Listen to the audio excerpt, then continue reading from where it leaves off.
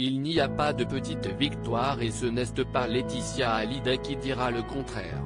Alors qu'elle a récupéré les nombreuses dettes de son défunt mari, Johnny Hallyday en reprenant son héritage, la veuve du taulier cherche depuis par tous les moyens à se sortir de ce pétrin financier. Pour rappel, l'ardoise fiscale du rocker a été chiffrée entre 30 et 34 millions d'euros. Un montant colossal que la maman de Jade et Joey peine à rembourser. Le clan Hallyday avait déjà entamé des contestations de plusieurs redressements fiscaux devant les tribunaux. Selon Capital, la Cour administrative d'appel de Paris a rendu son verdict le 24 juin dernier, en confirmant 13,6 millions d'euros de redressements fiscaux. Toutefois, un redressement s'élevant à 471,780 € a été annulé.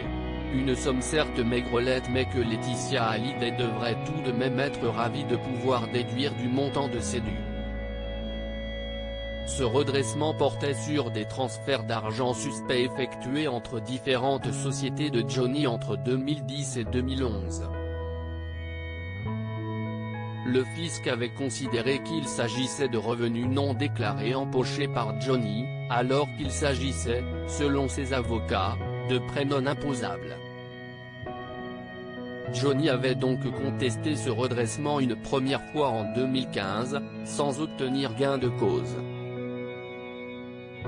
La procédure en appel a fini par porter ses fruits, il était reproché à l'administration fiscale d'avoir commis un abus de droit rampant, si est à dire sans le faire officiellement. Compte tenu du poids des sanctions appliquées, il est essentiel que l'administration fiscale applique effectivement les garanties procédurales, faute de quoi les redressements encourent l'annulation.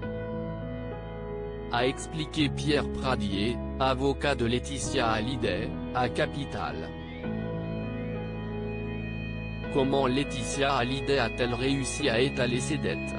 Laetitia Hallyday est donc encore loin d'être sortie d'affaire. Tous les autres redressements infligés aux sociétés de Johnny Hallyday ont été confirmés et devront donc être remboursés, 11 millions d'euros pour la SARL Navarro, 2,5 millions pour la SARL Artistes et Promotion et 105 € pour la SAS Pimiento Music. Alors qu'elle ne dispose pas de fonds suffisants pour solder immédiatement ses dettes, Laetitia Hallyday a trouvé une solution de secours afin de pouvoir étaler ses paiements. La SARL Navarro et la SARL Artistes et Promotion ont été placées en procédure de sauvegarde, les dettes sont donc gelées le temps que la compagne de Jalil Lesper présente son plan de sauvegarde, qui consiste en un étalement du remboursement des dettes sur une longue période, de 10 ans maximum.